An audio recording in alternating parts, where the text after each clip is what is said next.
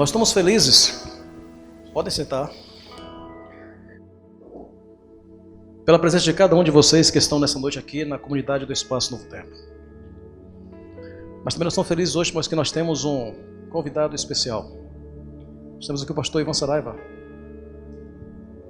Seja muito bem-vindo à comunidade Espaço Novo Tempo aqui em Fortaleza. Então essa aqui é a comunidade que recebe todos de braços abertos, como também recebe o Senhor. Muito bem, muito obrigado, Drauzio. Uma boa noite a todos. Eu vou torcer para não tropeçar aqui. Não, antes, melhor que torcer, eu vou mudar. Gente, que bom, que alegria poder estar aqui no Espaço Novo Tempo. Deixe-me fazer algumas perguntas para eu poder entender o que está acontecendo aqui, porque eu estou meio perdido, certo? Quantos dos que estão aqui nessa noite estão vindo costumeiramente aqui no Espaço Novo Tempo? Deixe-me ver a mão, ok. Quem está vindo pela primeira ou segunda vez, está assim que nem eu, assim meio perdido. Ok, sejam bem-vindos, eu também estou assim, tá? Mas que bom que estamos reunidos aqui. Esse é o Espaço Novo Tempo de Fortaleza. Daqui a pouco tempo, ou vai ter que abrir um outro Espaço Novo Tempo, ou vocês vão ter que ir para outro lugar, porque essas cadeiras aqui já não vão comportar mais tanta gente assim, né? E que alegria podermos nos reunir, independente da nossa denominação religiosa, independente das nossas crenças pessoais, porque cada um aqui tem uma história de vida diferente do outro, né? Tem gente aqui que está vivendo algum problema assim bem difícil. É possível que no meio aqui existam pessoas vivendo um problema assim bem específico e pontual. Mas talvez exista alguém que veio para cá só feliz, alegre, contente. É possível que exista alguém aqui que ele é meia luz a vida inteira, nem muito triste, nem muito alegre, ele passa a vida assim, meio apagado. Conhece gente assim? A vida já machucou tanto que o indivíduo não consegue mais ter brilho no olhar. A verdade é que esse aqui é um grupo heterogêneo, né? Mas nós nos reunimos aqui para nos unificarmos na palavra de Cristo, na palavra bíblica. E eu espero que você saia daqui compreendendo algumas coisas. Conversando com o Daniel, com o Drauzio, quando a gente veio para cá, Daniel perguntou assim para mim: como é que você faz? Você escolhe o tema antes, depois, durante? Como que você faz? Eu sempre chego no lugar, analiso, olho, observo. E hoje, de alguma maneira ou por alguma razão, eu quero conversar com você e não pregar. Conversar. A gente vai abrir a Bíblia, vamos entender algumas coisas importantes, mas eu queria que fosse uma mensagem diferente, uma mensagem mais pessoal do que uma preleção. Será em forma de preleção, mas o que eu sinto no meu coração é que você precisa talvez de uma mensagem mais pessoal e que de alguma maneira abra um pouco os teus horizontes. Deixa eu falar um pouquinho a meu respeito. Eu sou um pastor e pedagogo, tive a alegria de estudar na Universidade Federal do Paraná, fazendo curso de pedagogia. Sou casado já há 14 anos, tenho 2 filhos, o Gabriel e a Sofia. O Gabriel fará 10 anos 1º de novembro, a Sofia fez 7, 1º de setembro. Moro em Jacareí, sou natural de Curitiba, do estado do Paraná. Vou fazer algumas perguntas aqui antes da reflexão bíblica. Quantos dos que estão aqui acompanham a TV Novo Tempo de algum jeito, de alguma maneira? Ok. Agora deixa eu fazer outra pergunta. Quantos dos que estão aqui não são adventistas do 7º dia? Deixa eu ver sua mão. Ok. Eu quero dizer para você uma coisa. Placa de igreja não salva? Você acredita nisso ou não? De verdade, mano? Você acredita? Você acha que uma placa Tipo assim, eu sou católico e por isso eu vou ser salvo. É isso? Não. Eu sou adventista, porque eu sou adventista, você... É isso? Ok. Vocês querem ver como não salva mesmo? A origem da minha família é católica. É a maior igreja cristã do mundo. Lá dentro tem gente salva? Sim ou não? Tem. Tem gente perdida? Tem. Dentro da igreja batista tem gente salva? Tem gente perdida? Assembleia de Deus tem gente salva? Tem gente perdida? Claro que tem. Na igreja quadrangular tem gente salva? Tem gente perdida? Na adventista tem gente salva? Tem gente perdida? Ok. Aí deixa eu fazer uma pergunta. Tem budista salvo? Claro que tem. E tem budista perdido? Tem muçulmano salvo? Tem muçulmano perdido? Tem ateu salvo? Gente, eu acho que vai ter tanto ateu no céu. Pensa só numa coisa. Pensa num chinesinho que viveu no terceiro ano, nasceu no terceiro ano da nossa era. Ele nasceu no interior da China, aos 17 anos, ele teve malária e morreu. Você acha que esse indivíduo está literalmente condenado à morte eterna porque ele não teve oportunidade de conhecer Jesus? Querido, a graça de Cristo, ela é muito mais ampla e profunda do que o conhecimento que um ser humano possa ter de Cristo. Se nós pensarmos diferente, nós estamos condenando todos os indígenas que foram massacrados no Brasil. Eu e você precisamos entender que a graça de Jesus ela é ampla para salvar a todos. Todos os que vivem de acordo com a luz que receberam. O que eu quero dizer com isso? O cristianismo vive uma crise, é uma crise de existência. Porque existem 40 mil denominações cristãs no mundo, catalogadas, fora as que abrem aí a torta e a direita. Só que cada uma delas afirma ter a verdade, mas ensinam coisas completamente diferentes. Hoje o cristianismo vive a crise onde Jesus não é mais a peça principal do cristianismo. É o pecador. Hoje as igrejas estão preocupadas em agradar o pecador. Como que nós vamos fazer para agradar o cliente? Agora, o interessante é que Jesus, ele não estava preocupado com a felicidade dos crentes e sim com a santidade dos santos. O cristianismo, eu sei que alguns aqui vão se escandalizar com o que eu vou dizer, mas o cristianismo é a religião mais radical da Terra. Pensa na mensagem de Cristo. Tenta tirar toda a cultura que eu e você carregamos em relação a Cristo. Pensa na mensagem de Cristo. Cristo disse assim, ó: se você ama o teu filho, a tua filha, o teu pai, a tua mãe, teu irmão ou a tua irmã mais do que a mim, não serve. Você não presta para essa relação aqui. Jesus foi além, ele disse assim: quem põe a mão no arado e olha para trás não é digno de mim. E Jesus ele vai colocando a humanidade contra a parede quando ele diz assim: ninguém pode servir a dois senhores. Vocês vão me servir e me seguir, ou vocês vão servir a Mamon, que era o Deus do dinheiro. Imagina o que Jesus Cristo disse: não ameis o mundo e nem o que nele há. O próximo verso parece que deveria ser assim: quer que eu desenhe? Não é para amar o mundo.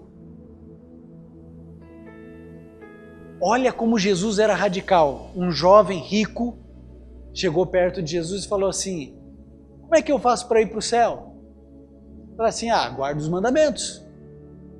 Engraçado, né? Quando o indivíduo falou sobre salvação, Jesus gruda com os mandamentos. Se eu faço isso na TV Novo Tempo, eu sou legalista. Mas quando o indivíduo perguntou o que eu faço para ser salvo, Jesus começa a falar dos mandamentos. Jesus. Aí ele falou assim, isso aí eu sou judeu, eu faço desde pequeno. Então te falta uma coisa, vai, vende tudo que tem e traga para minha igreja que eu estou fundando agora, eu preciso de recurso. Foi isso? Foi isso que Jesus disse? Não. Ele disse para vender metade. Vender o quê? E entregar para quem? Para os pobres. Querido, deixa eu explicar uma coisa para você. Deus não usa dinheiro não, viu? Tem gente que diz assim, eu fui na igreja e entreguei minha oferta para Deus. Você entregou o que para Deus? Você entregou para a igreja. Eu, Ivan, sou dizimista desde os meus 16 anos.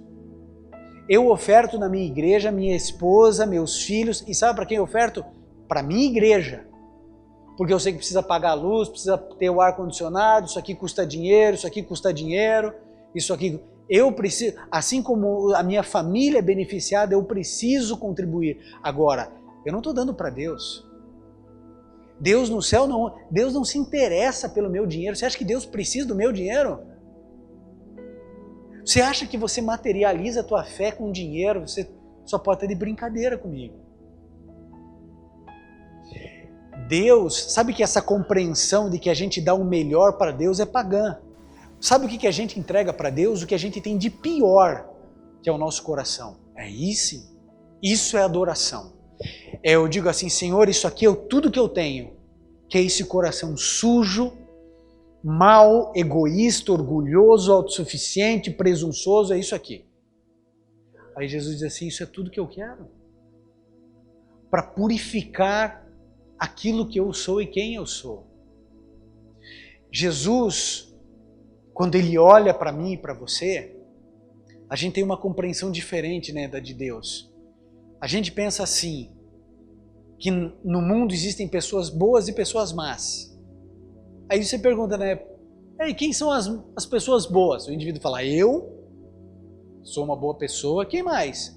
Bom, as pessoas que eu amo são boas pessoas, as pessoas que me amam são boas pessoas, e as que pensam como eu penso. Essas são as boas. Quem são as más? As más são todas as que não gostam de mim, as que falam mal de mim, e o Estado Islâmico. Esses são os maus aí. Esses são os... Gente, quando Deus olha do céu, Ele só vê gente má. A Bíblia diz que não existe um justo sequer. Aí então Deus diz assim, só existe gente má, mas existem alguns maus que não querem ser maus. Aí Deus usa a sua liberdade, o seu livre-arbítrio, o seu desejo para purificar você. O cristianismo, ele é radical porque Jesus Cristo disse assim, quem quiser ganhar a sua vida, perdê-la-á. O jogo que Deus joga é assim, perde e ganha. A gente quer jogar o jogo do ganha-ganha. A gente quer ganhar as coisas desse mundo, do nosso mundo pessoal, e quer ganhar as coisas da eternidade. Esse jogo Deus não joga. A amizade com o mundo é inimizade com Deus. Imagina o que Jesus Cristo disse, quem não ajunta comigo espalha. Não, eu não estou espalhando, eu só estou quietinho, está espalhando. Jesus sempre foi radical. Jesus Cristo disse assim, olha, você vai ter que pegar uma cruz para me seguir. Só que as pessoas não querem esse Cristo bíblico. Sabe que Jesus as pessoas querem? Jesus que cuida, o Jesus que é pastor, o Jesus que abraça, o Jesus que faz carinho, o Jesus que responde à oração de maneira milagrosa. Esse Jesus é real, mas não é só isso. É como se você cortasse um abacate no meio e falasse que aquilo é um abacate inteiro. Eu e você precisamos voltar à Bíblia e aprender o que a palavra do Senhor diz. A palavra do Senhor diz assim, Ivan, você é pecador, não existe nada de bom em você, e se você não morrer para a sua vida, você não pode herdar a vida eterna.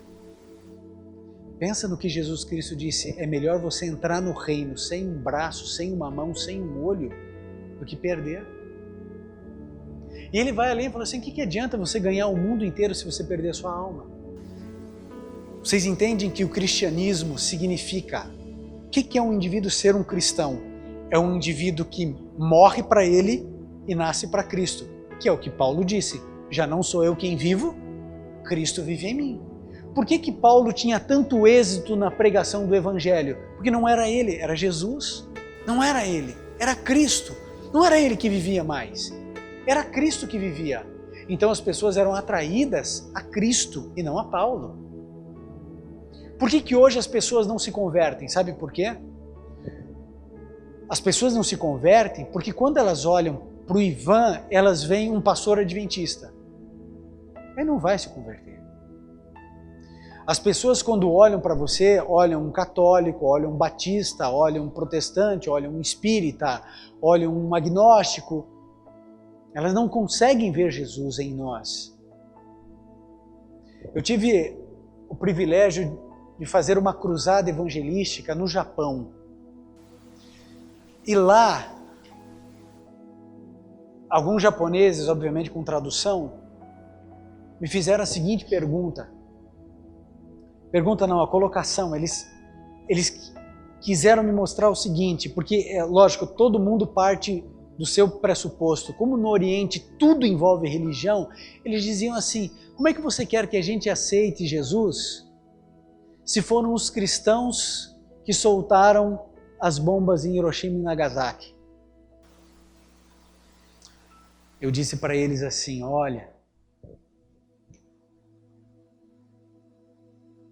obviamente eles argumentando, dizendo que ali não eram bases militares, que só tinham civis, toda aquela história que nós sabemos. Eu disse assim, olha, foi muito errado o que o Ocidente fez, muito errado. Mas vocês também estavam errados em apoiar Hitler. Eu falei, a diferença é que quem fez isso, ele poderia até professar uma fé cristã, mas não foi Jesus que soltou essa bomba. A gente não pode acreditar a Deus as ações humanas. Eu não posso dizer que a fome da África, quem é responsável é Deus, se sou eu que estou acumulando aqui, enquanto está faltando lá. Eu sou o responsável. O ser humano é responsável pelas mazelas humanas e não Deus. Querido, com esse pano de fundo que eu apresentei para vocês, eu gostaria de dizer, para a gente começar a reflexão bíblica, que quando Deus criou o ser humano, nós éramos plenamente felizes, nós tínhamos alegria no coração, plenitude, paz, segurança. E quando nós pecamos, o pecado trouxe 3 problemas gravíssimos para a raça humana. Com o pecado veio a rebelião, nós nos tornamos inimigos de Deus, nós passamos a odiar as coisas que Deus ama e amar as coisas que Deus odeia. Nós nos tornamos rebeldes, criou-se uma inimizade entre nós e Deus. A gente não quer as coisas que Deus quer. Primeiro problema do pecado, rebelião. O segundo problema do pecado foi a morte. Eu e você morremos. Somos mortais. E o terceiro problema, a maldade. E esses 3 problemas foram solucionados por Deus. E são essas soluções que nós veremos aqui na palavra de Deus hoje, certo? Muito bem, abra sua Bíblia no livro de Atos, no capítulo 17. Atos 17, verso 28. Quem achou diz amém. Ok. Atos 17, 28. A primeira frase diz assim, pois nele, ou seja, em Deus, pois nele vivemos, nos movemos e existimos. Em Deus nós nos movemos, vivemos e existimos. Ora, se eu só vivo em Deus, se eu me movo em Deus, se eu existo em Deus, quando houve a ruptura, quando houve o pecado, por que razão a gente não morreu?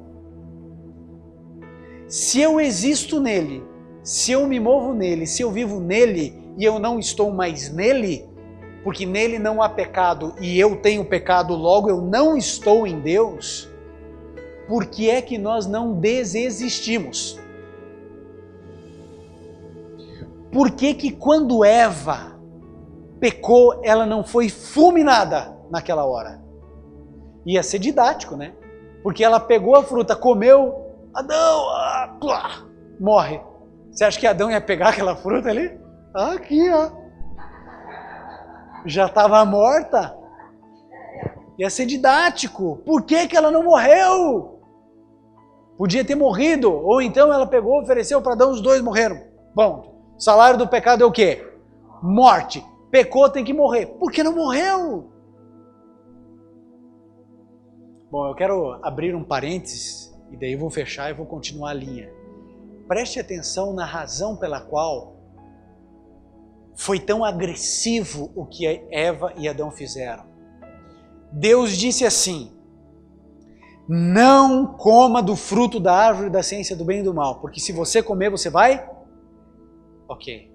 Chegou o diabo e disse assim para ela: não, você não vai morrer. É mentira. Deus está escondendo uma coisa de você. Se você comer, você vai ser como Deus, conhecedora do bem e do mal. Deus está mentindo para você. Ali, Eva, ela teve que tomar uma decisão, porque alguém estava mentindo. Deus dizia que ia morrer. O diabo, através da serpente, dizendo: não, você não vai morrer. Alguém era mentiroso. Alguém era mau caráter. Alguém estava destruindo a própria existência dela e ela não sabia quem. E ela então teve que definir quem era o mentiroso da história. E ela duvidou de Deus, do caráter de Deus. Então não foi simplesmente porque, como um filho da gente, você fala: ó, não é para ir no parquinho agora, e ele vai. Não é só uma desobediência. Ali Eva, ela teve que definir quem era o impostor, quem era o mau caráter. E ela, no coração, disse: Deus está mentindo para mim. Fecha o parênteses. O pecado veio. O pecado, do salário do pecado é a morte. Deveriam morrer, não morreram. Por que não morreram? Vamos deixar a Bíblia falar. Apocalipse 13, verso 8. Apocalipse 13, o último livro da Bíblia.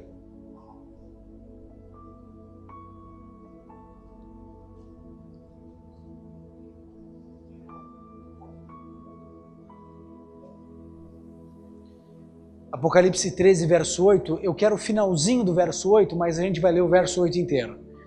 Diz assim: e todos os que habitam sobre a terra a adorarão, esses cujos nomes não estão escritos no livro da vida do Cordeiro que foi morto desde a fundação do mundo. Desde quando Jesus é o Cordeiro morto? Segundo a Bíblia. Você acabou de ler. Desde quando? Desde a fundação do mundo. Antes do pecado entrar nessa terra, preste atenção, antes do ser humano pecar, Deus já apresentou Jesus como o Cordeiro morto. Nos fundamentos da criação dessa terra, Jesus já era o Cordeiro morto. Sabe o que Deus fez para que o homem não morresse imediatamente quando pecasse? Porque obviamente Deus sabia que o ser humano iria pecar. E antes do problema surgir, Deus vem e responde à ação do ser humano. Ele se antecipa aos movimentos humanos e ele apresenta Jesus como o Cordeiro morto antes do pecado. É por isso que Adão e Eva e toda a raça humana por 4.000 anos continuaram vivendo, se multiplicando, porque Jesus Cristo era o Cordeiro morto. Ele foi executado pela cronologia bíblica 4.000 anos depois do pecado. mas ele já havia resolvido o problema antes dele surgir. Mais ou menos assim, eu morava em Campo Grande, no Mato Grosso do Sul, era meu aniversário, em 2004, quando a minha esposa me deu um presente, eu abri uma roupinha de bebê. Eu demorei ali, acho que talvez 1 minuto para entender o que era aquilo. E foi a primeira vez na minha vida que eu passei uma noite em claro. Nunca nada me tirou o sono. Eu durmo, de verdade, eu durmo. Mas aquela noite, eu passei a noite na janela. Porque eu cuidava de uma igreja de 1.200 membros. Eu falei assim, me dá mais 8 dessa e não me dá um filho.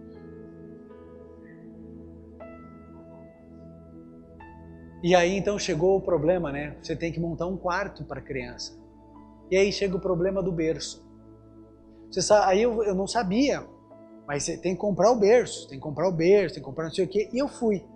E aí é o seguinte, você chega na loja de berço, qualquer loja de berço que você for, se quiser, chega lá, tem assim um berço de R$2.000 e tem um berço de R$800. Quem que é o berço de R$2.000, o homem ou a mulher? O homem que é o berço de quanto? E qual que vai para casa? É igual em todo lugar. E eu pensei assim, já que vai esse, então ele vai dormir aí até os 10 anos, nem que fique torto. Para valer a pena o investimento. Mas obviamente que chegou uma hora que o Gabriel não cabia mais naquele berço. E aí tinha que comprar cama. E aí lá fui eu comprar cama. Aí compra a cama. E aí, quando chega em casa, vai rolar e vai cair. E eu falei assim, não comprei cama com aparadouro. Mas daí agora a cama já estava comprada, já estava paga. Então eu tinha que achar um aparadouro móvel que combinasse com a cama.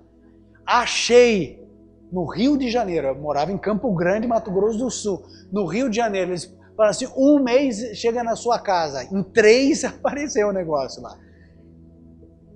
Enquanto o aparadouro não chegava, o Gabriel ia rolar. Sabe o que eu fazia? Enchia de almofada e travesseiro.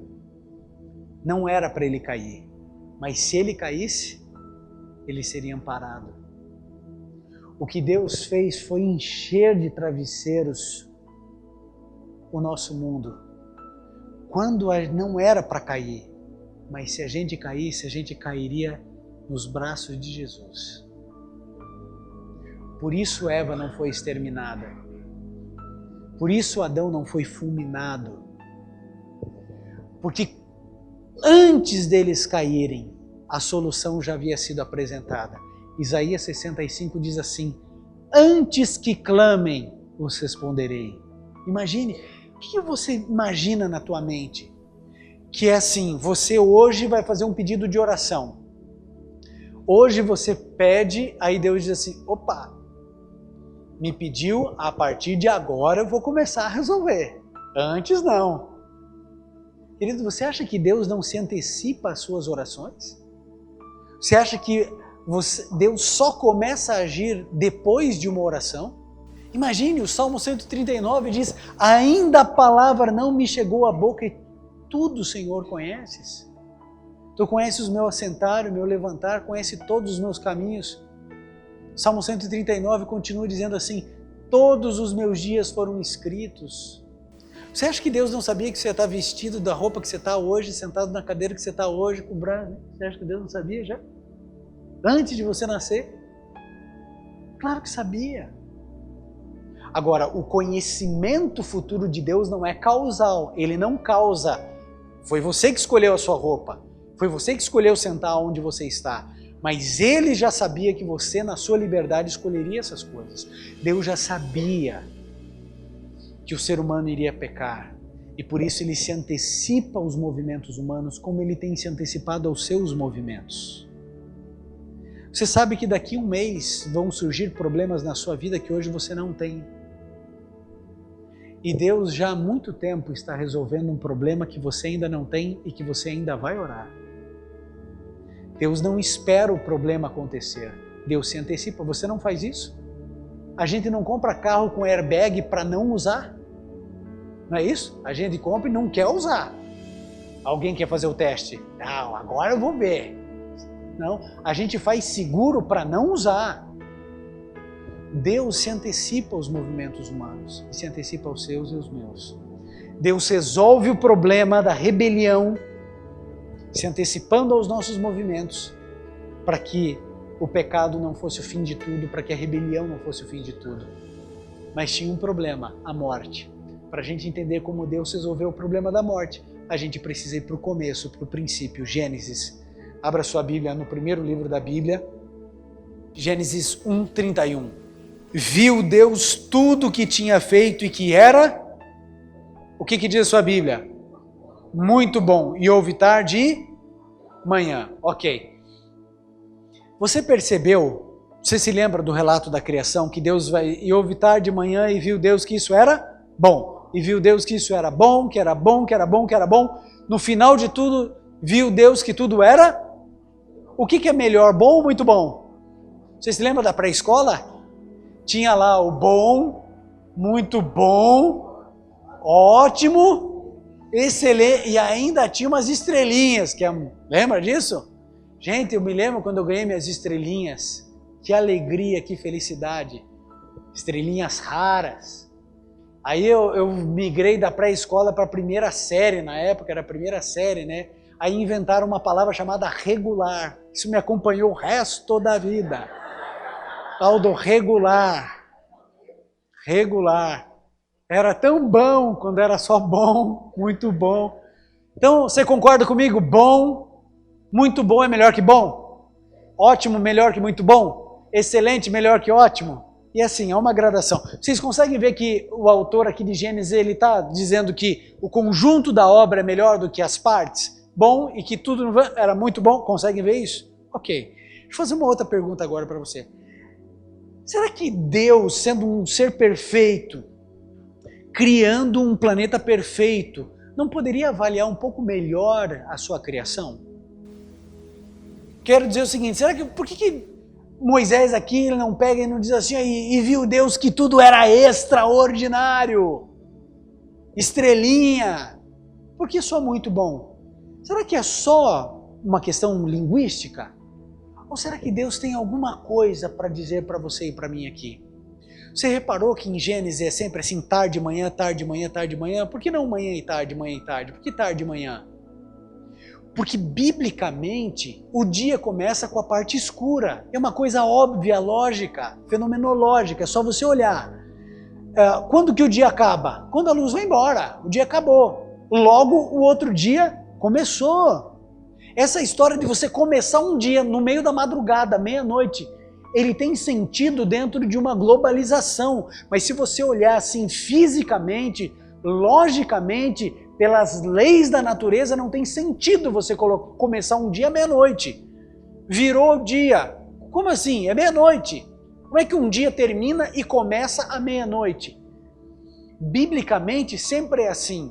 Tarde e manhã. Tarde a parte escura, que é a noite, manhã a parte clara do dia. É noite, dia, noite, dia. Quando que começa um dia? Quando termina o outro. Terminou a luz, começou outro dia. Biblicamente sempre foi assim.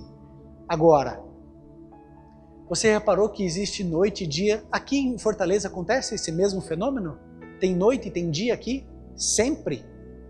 Todo dia assim, noite, dia e noite. Sempre assim. É igual lá no sul. É assim no Japão, é assim na África, é assim em todo lugar, tem dia e tem noite. Ok, tirando alguns casos aí, né? Mais pro extremo norte e tal. Mas essa relação de noite e dia sempre existiu. Mas você quer ver uma coisa que a Bíblia fala? Veja, você está no primeiro capítulo da Bíblia, no primeiro livro da Bíblia, vá para o último capítulo da Bíblia, no último livro. Apocalipse 22. Veja o que diz aqui. Apocalipse 22, verso 5. Olha só o que diz. Tem noite e dia em todos os lugares. Agora aqui falando do novo céu e da nova terra. Esse é o contexto, Apocalipse 21 e 22. Nós vamos ler o verso 5 do capítulo 22. Apocalipse 22, 5 diz assim: ali, falando da nova terra, ali não haverá mais o quê? Noite. Não necessitarão da luz da lâmpada nem da luz do sol, pois o Senhor Deus os iluminará e reinarão para todo o sempre. No original existe dia e noite. Naquilo que é eterno não vai existir noite. E o que é melhor, o original ou aquilo que vai ficar por toda a eternidade? Por toda a eternidade. Querido, sabe o que Deus fez?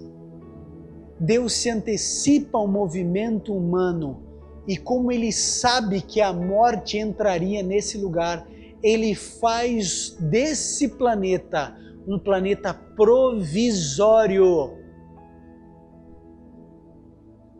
De maneira que Ele deu um nó na morte, de forma que a morte presta serviço à vida, de maneira que a árvore que tomba alimenta a árvore que vive, de maneira que a primavera é a ressurreição de tudo que morreu no inverno.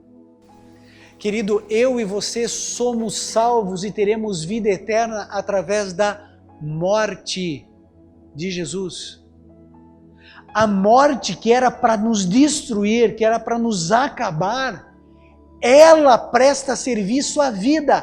A morte que vinha para destruir, Deus diz assim, pois eu vou usar a morte e vai prestar serviço à vida. Deus cria um planeta provisório. Deus já sabia que esse planeta iria cair, Ele sabia que nós iríamos pecar, e Ele cria já um planeta com regras que Ele na eternidade vai mudar. Desde que o mundo é mundo, existe dia e noite, dia e noite, dia e noite. Era muito bom, mas o excelente será para a eternidade. Eis que crio novos céus e nova terra. As leis que hoje regem a raça humana, as leis que regem a natureza, como por exemplo um leão que é estritamente carnívoro, isso passa. O boi pasta com o leão. As regras mudam, porque agora se estende para a eternidade. Agora não é mais um planeta provisório. Não existe mais morte. Apocalipse 21, 4 diz, então não haverá mais choro, não haverá mais pranto, nem clamor, nem dor, não tem mais morte. Tudo se fez novo. E sabe que novo é esse? No grego, neos. Sabe o que é neos? O novo que é inédito, que é diferente do novo kainós. Kainós é assim, você foi lá e comprou, você trocou de carro, você tinha um carro 2007, comprou um carro 2010, e você diz assim, eu estou com um carro novo, esse é um novo kainós, porque é um novo que já existe, um novo que já é velho, certo? É novo para você, isso é kainós. O neos é algo inédito, quando aqui diz novos céus e nova terra, está dizendo de um novo inédito. É por isso que não haverá mais noite. É por isso que Deus simplesmente diz assim, é muito bom. Era muito bom antes do pecado. Ficou horrível depois do pecado. Será excelente depois da extinção do pecado. Deus resolve o problema da rebelião, antecipando seus movimentos humanos e apresentando Jesus como Cordeiro antes do pecado entrar no mundo. Ele resolve o problema da morte, dando um nó na morte. Aquilo que era para nos destruir presta serviço à vida. Foi através da morte de Cristo que eu e você receberemos a vida eterna. E aí havia o terceiro e último problema, que é a maldade. Eu e você somos maus. Maus. Um dia desses eu fiquei sabendo de um diálogo entre um agnóstico, sim, quase ateu, e um cristão. E esse agnóstico diz assim, eu não acredito em Deus porque é aquela velha história, né, a questão de Epicuro. Aquela velha história, se Deus é bom, se Deus é bom, Ele não pode todas as coisas. E se Ele pode todas as coisas, então Ele não é bom, porque eu não acredito em Deus por causa da maldade. Se Deus existisse, Ele não permitiria a maldade. E o cristão olhou e falou assim, engraçado, eu só acredito em Deus por causa da existência da maldade. Se não existisse maldade, eu acho que eu não ia acreditar em Deus. Então é como assim? Assim, bom, me diga uma coisa, o mal respeita alguém? O mal respeita alguém? Respeita idosos? O mal, não. Com idosos a gente não vai mexer. Acontece isso? O mal respeita crianças? O mal respeita as mulheres? O mal tem ética? Então me diga uma coisa, por que o mal não tomou conta do universo, do mundo inteiro? Por que eu e você não somos demônios? Por que o mal não tomou conta de tudo? É porque existe um Deus que lá no livro de Jó diz assim, até as orgulhosas ondas Deus declara, até aqui virás e não passarás. Deus põe limites. Sabe o que acontece? Se eu sou mal, por que eu não sou tão mal quanto um demônio? Sabe por quê? Porque quando o ser humano pecou, sabe o que Deus fez? Lá no proto-evangelho, em Gênesis 3,15, Ele emprestou a bondade dele para você e para mim. Então é assim, todas as vezes que eu fiz um ato bom, não veio de mim, veio de Deus.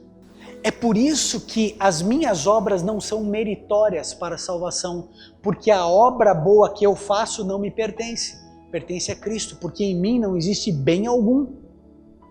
Quando eu faço uma coisa boa, por mais insignificante que seja, eu estou com pressa e eu vejo alguém que está querendo entrar na minha frente no trânsito e eu cedo a vez. Fiz uma coisa boa, isso não é do Ivan.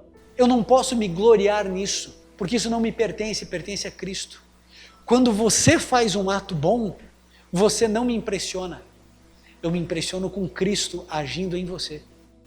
Qualquer ato bom que eu e você façamos não nos pertence, pertence a Cristo. É por isso que a gente é salvo pelos méritos de Cristo. Os meus atos não são meus. Os meus, aliás, eu tenho vários. Tudo que é mal é meu. O que é bom é de Cristo. Quando eu faço alguma coisinha boa, por menor que seja, chegou um vizinho novo no condomínio. Eu vou fazer um bolo.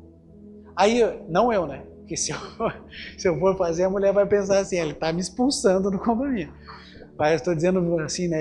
Você, a gente vai lá e vai fazer um bolo. A gente precisa entender. Vamos imaginar o seguinte, eu posso fazer um bolo pensando em me parecer legal por causa das minhas carências ou porque eu quero me aproximar, porque eu quero ser uma pessoa popular, mas vamos imaginar que eu tenho uma boa intenção, que eu realmente esteja preocupado com aquela pessoa. Isso não me pertence. Se tiver alguma intenção ruim, isso é meu. Se tiver toda a intenção e a ação pura, isso pertence a Cristo, logo o mérito é de quem? Dele. Então não importa, às vezes, você imagine que quando eu era pastor de uma igreja, precisava colocar ar-condicionado. E aí aquela campanha na igreja, vamos pôr ar-condicionado ou não vamos pôr? Aí uns querem, outros não querem, vamos pôr, não vamos pôr. Vamos lá, quem pode ajudar, quem que não pode, aquele negócio todo. Aí um irmão de igreja veio um canto depois assim para mim e falou assim, pastor, é o seguinte, eu quero doar todos os ares aqui para a igreja, da nave grande. Eu falei assim, puxa, que bom, porque daí esses que outros estão doando, eu já vou colocar nas salas. E ela falou assim, mas pastor, eu queria que o senhor me levasse lá na frente e me agradecesse. Que eu falei para ele, fulano, e assim, primeira coisa, eu não posso julgar, porque às vezes o indivíduo tem uma carência afetiva tão grande que ele precisa daquilo. É uma debilidade que ele tem. Então a gente não pode condenar nem julgar. Eu falei assim, irmão, deixa eu explicar para o senhor. Eu acho que o senhor merece a gratidão da igreja porque todos vão usufruir. E eu realmente agradeço. Agora, o senhor já imaginou se eu for fazer isso para cada pessoa? A gente vai fazer um culto de gratidão às pessoas e não a Deus. Porque assim, o senhor está dando todo o ar-condicionado, mas eu sei que isso para o senhor não representa quase nada, mas tem a irmãzinha lá que ela está dando R$100 e eu sei que aquilo para ela é 1/3 do que ela recebe para passar um mês. Que critério eu vou usar para trazer alguém à frente? Eu vou publicamente agradecer a todos, porque Deus abençoou aqueles que puderam contribuir, agradecer aqueles que dessa vez não puderam contribuir, mas que oraram, que tiveram no coração o desejo que as coisas funcionassem. A gente é assim, a nossa intenção é... Às vezes o indivíduo vem à frente e ele pode fazer uma oração em pecado, porque ele quer fazer uma oração bonita para que os outros achem que ele é espiritual. Tamanha nossa podridão, até na oração. Eram os publicanos que iam lá nas esquinas e oravam, e oravam, e oravam. Jesus falou assim, ó, entra você no teu quarto, fecha a porta, e o teu Deus que te vê em secreto te recompensará. Deus resolve o problema da maldade emprestando a bondade dele. Mas sabe qual é a boa notícia? Ele não quer só emprestar, ele quer dar a bondade dele. Sabe quando você vai receber a plenitude da bondade dele? Quando ele voltar a essa terra. E a melhor notícia de todas é que falta muito pouco tempo para ele voltar. Sabe quem ele vai buscar? Quem ele vem buscar?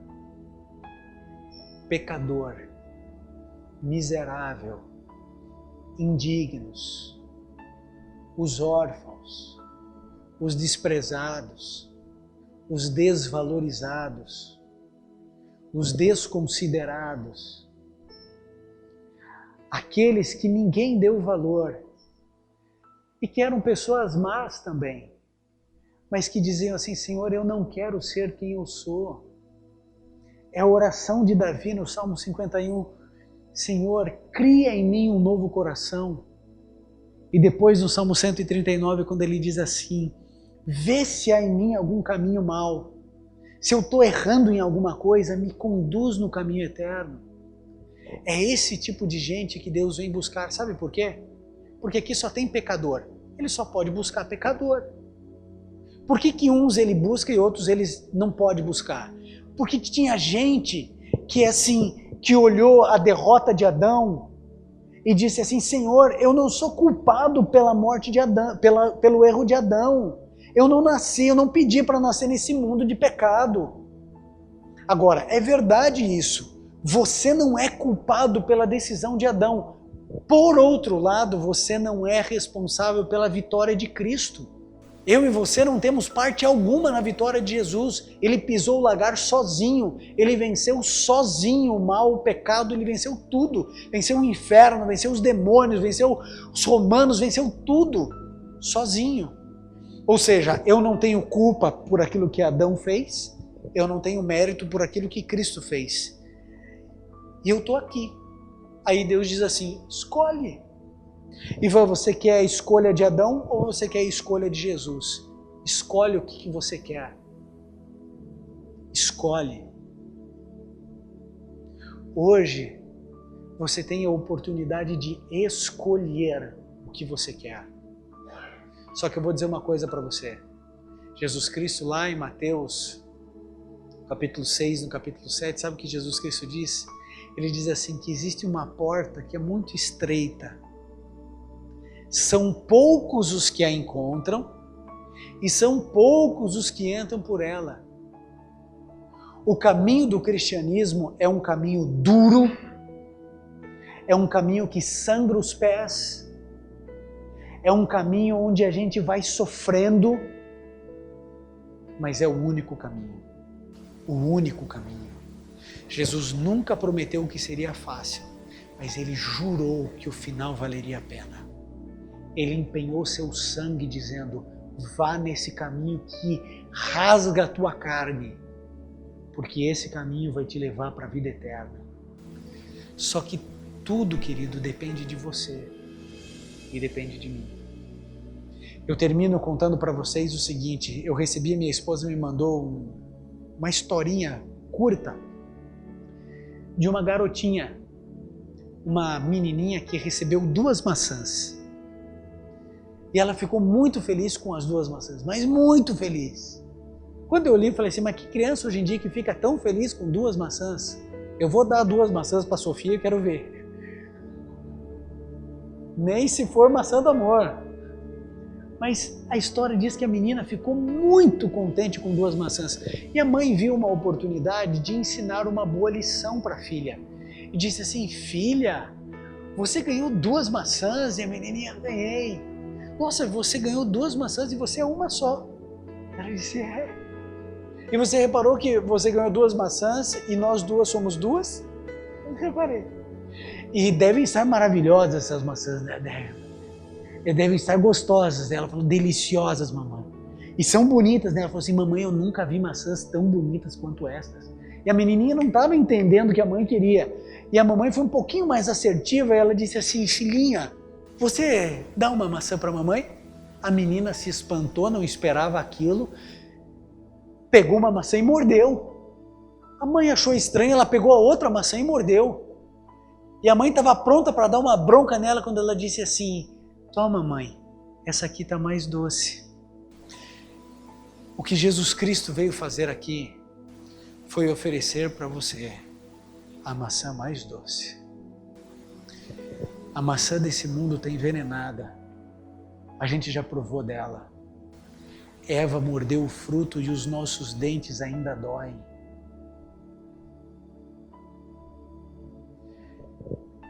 Mas lembre-se que tudo que era necessário para a nossa salvação foi feita. Eu preciso agora escolher. E eu vou dizer para você, sabe como é que a gente escolhe? Não é do jeito que eu quero escolher, é do meu jeito, não é do seu jeito. O seu jeito é torto, o seu jeito é contaminado, é do jeito que Cristo define. Sabe o que Jesus Cristo disse? Ele disse assim, no livro de Marcos 16:16, ele disse assim: aquele que crer e for batizado será salvo. Vou dizer uma coisa para você. O batismo não é a ideia de nenhuma igreja, não é a ideia de nenhum líder religioso. Jesus Cristo, quando veio a essa terra, começou o ministério dele através do batismo, Mateus 4. Ele tinha pecado, por que ele foi batizado? Exemplo. O batismo é um símbolo de morte e ressurreição. Eu morro para a minha vida e eu vivo para Cristo. O apelo de João Batista era: arrependei-vos e sejam batizados. O apelo de Pedro, lá em Pentecostes, 3.000 foram o quê? Batizados. O apelo do apóstolo Paulo, batismo. O apelo de Apolo, batismo. O apelo de Cristo, batismo. Batismo. Só que eu quero dizer uma coisa para você, não existe nada de místico num batismo. O cristianismo não é uma religião mística. O batismo é um símbolo que tem consequências literais no céu e eternas. Onde o indivíduo publicamente ele diz assim: eu não vivo mais, Cristo vive em mim. Por isso eu não tenho outro apelo a fazer a você aqui, sem ser o mesmo apelo bíblico. Jesus Cristo lá em Mateus 28, 18 a 20 diz assim: agora ide, anunciai, pregai, ensinai, batizando-os em nome do Pai, do Filho e do Espírito Santo. O que Jesus Cristo me ordenou a fazer é convidar a todos a se prepararem para um dia serem batizados. Eu pergunto, existe alguém aqui que quer se preparar para um dia ser batizado? Nós vamos ouvir uma mensagem musical agora. E enquanto essa mensagem musical estiver sendo cantada, nós não temos muito espaço aqui.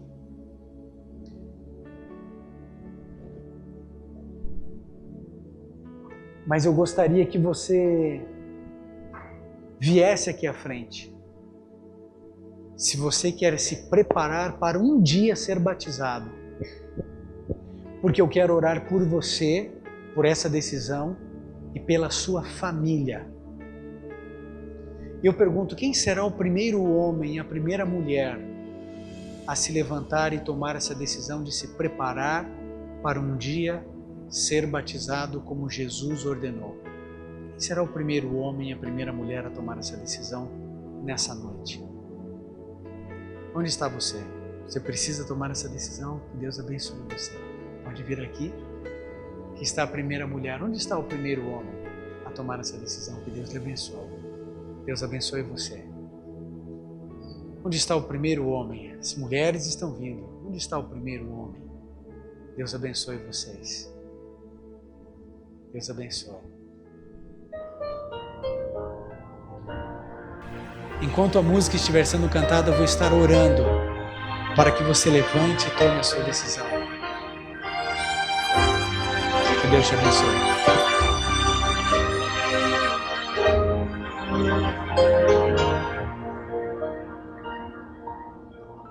Por tantos lugares eu passei e dos teus milagres ouvi dizer, até que um dia te encontrei, em tua presença descansei, meus sonhos queria alcançar, você me deu forças pra lutar.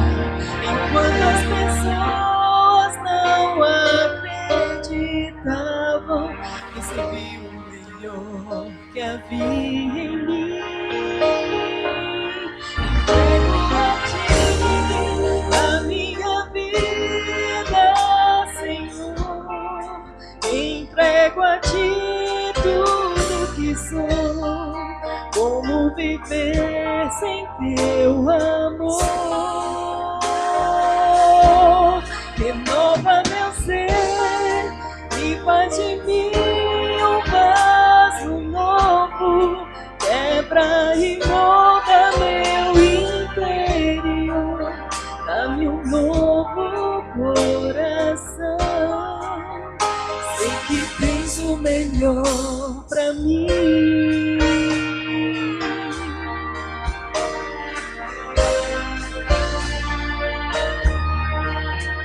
Te agradeço, meu Senhor, por tua bondade e teu favor, ao entregar Jesus na cruz, pra morrer em meu lugar, no mundo carente de amor, onde existe luta e dor.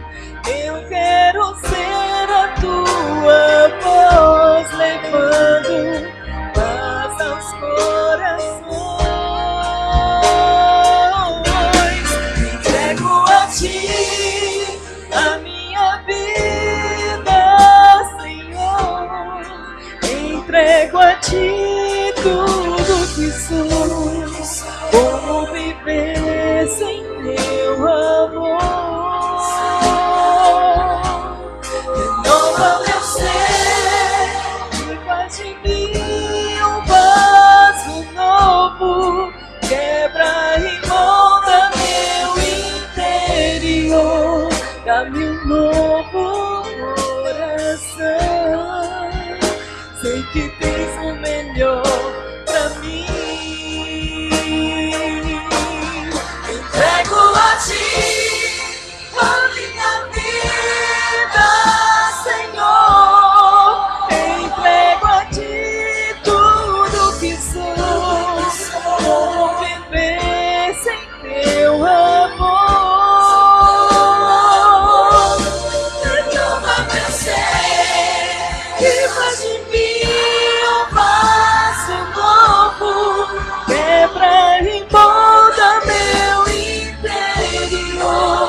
Dá-me um novo coração. Sei que tens o melhor pra mim. Sei que tens o melhor pra mim.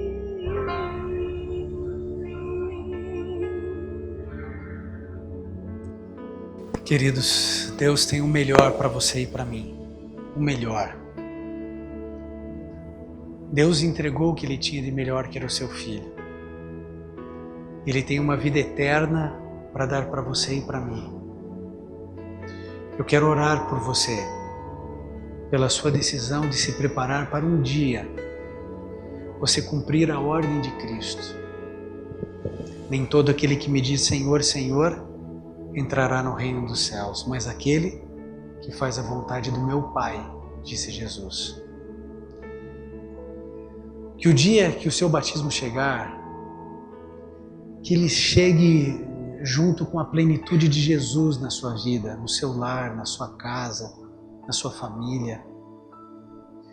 E que as pessoas não vejam mais você, vejam Jesus em você.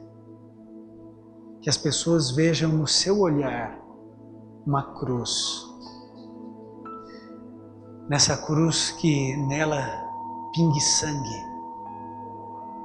E que as pessoas sintam que você é uma nova criatura. Vocês deveriam pensar profundamente em quando vocês serão batizados. Apresentar essa questão ao Senhor e dizer: Pai, me mostra, me prepara, para que eu possa fazer a entrega como o Senhor definiu, como o Senhor quer que eu me entregue. Eu quero convidar os demais a se colocarem em pé também nesse momento, para fazermos a oração final.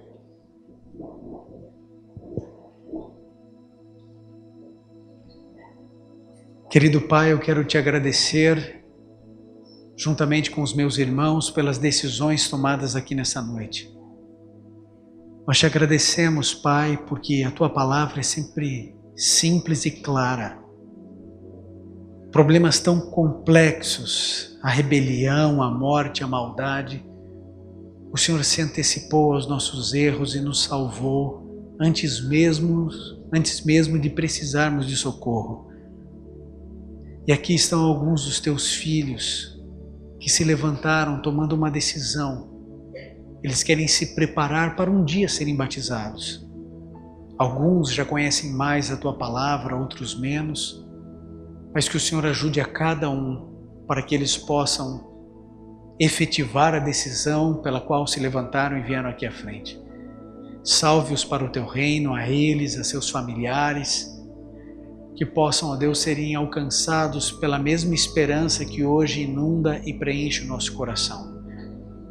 Que o Senhor nos dê uma semana feliz na Tua companhia, que possamos louvar e engrandecer o Teu nome, cuide de nossas crianças, amanhã será o dia delas, que o Senhor possa proteger as crianças desse país, que o Senhor possa lhes trazer segurança, alimento, carinho, amor e sobretudo o Evangelho. Permaneça conosco, hoje e sempre, é o que pedimos em nome de Jesus. Amém.